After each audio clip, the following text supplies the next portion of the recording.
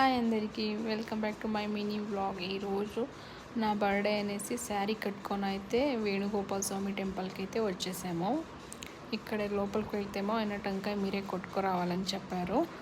So సరే అనేసి టెంకాయ కొడదామని పోతే మొత్తం దానిపైన అట్లనే ఉంది ఆ జుట్టు మొత్తం.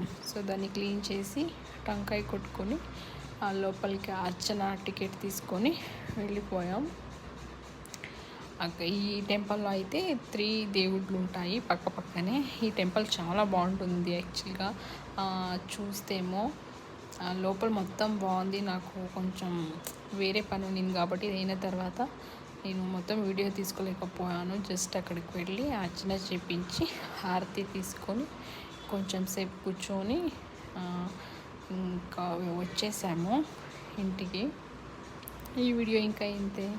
Bye bye.